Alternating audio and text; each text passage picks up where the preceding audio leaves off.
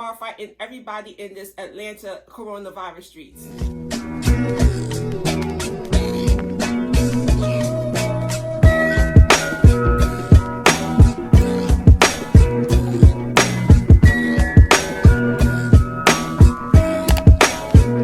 Hi everybody, it's your girl Chocolate Beauty. Please subscribe, share, and like this video. Let's get into it. Love and Hip Hop Atlanta.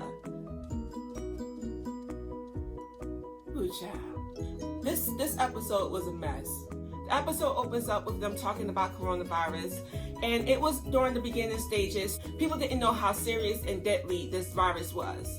Ciara and Akbar meet up at Ciara's salon. I don't know what Ciara was supposed to do. Was she supposed to be fixing her eyebrows, or was she supposed to be fixing her lace front? I'm not sure. So Ciara opens up to Akbar, admitting that she feels that she had left her marriage too soon and she didn't really give it a chance. She is on the fence on whether or not she wants to reconcile with her ex-husband. Akbar talks briefly about her beef with light-skinned Keisha and how she's just trying to move on and move past it because she just wants to concentrate on music. Light-skinned Keisha is home with her boyfriend and he's downstairs eating snacks, and she comes downstairs and she just starts bickering at him. It was just annoying to watch. She then talks about her beef with Akbar and how Akbar likes to escalate in violence, and that she feels that she always has to be on guard and ready to fight. And her boyfriend told her that he feels that she needs to just stay away from her and because she's not somebody who will help her career. Keisha talks about the event Spice is throwing for her new wig and lash line, and how that Akbar is going to be there. She's not going to go there for a fight, but if Akbar is ready to fight, she's ready. Spice has her lace and face event for her lace front and lash line. Akbar shows up to the event with Alexis Sky. Carly, Mimi, and some other people were sitting down, and Alexis Sky decides to talk about her sex trafficking ordeal that she went through when she was 15 years old. Carly Rae decides that she wants to poke holes in Alexis Sky's story by saying that she wasn't 15 when she was a victim of sex trafficking. She was actually 16, which meant that she was able to give consent. Carly Rae, I thought I saw you at your lowest, but you poking holes in Alexis Sky's story just because you don't like her doesn't take away the fact that she's actually been through this.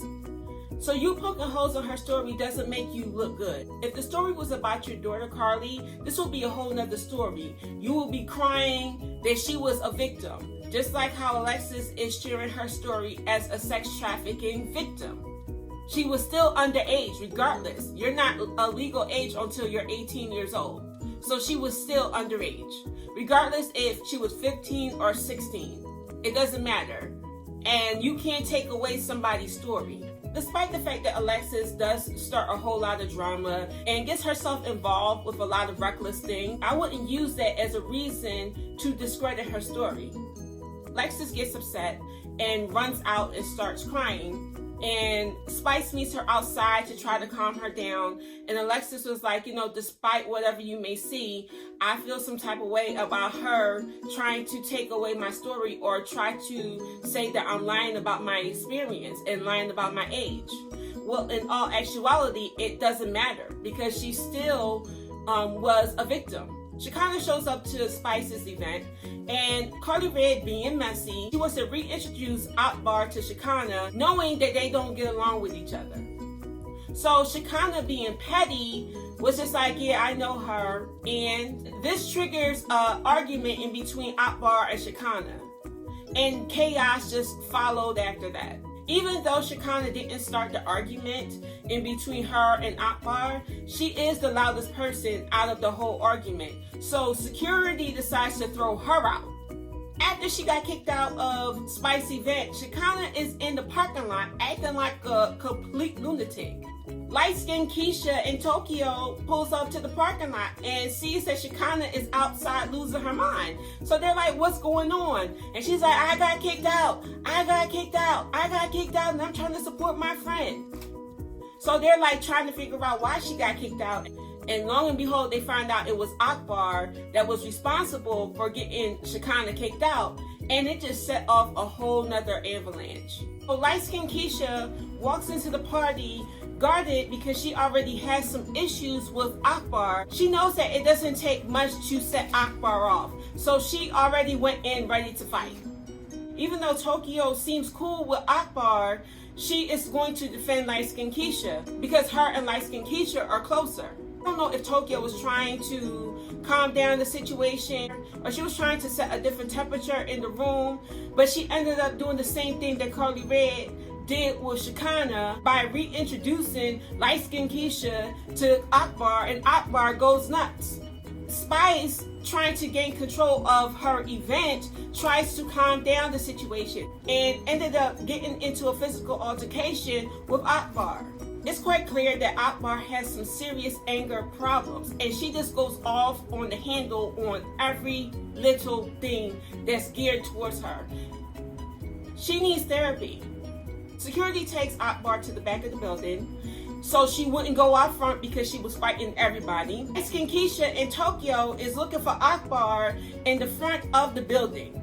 So I thought them putting Akbar outside of the back of the building and letting everybody else go out front would de-escalate the situation. But we find out that that didn't work either. Everything was cool, then all of a sudden you see people running.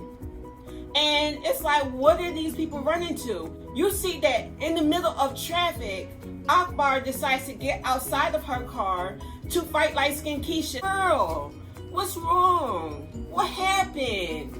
Who did it? Why are you so angry? Child, can somebody please give Akbar a hug? Lord have mercy.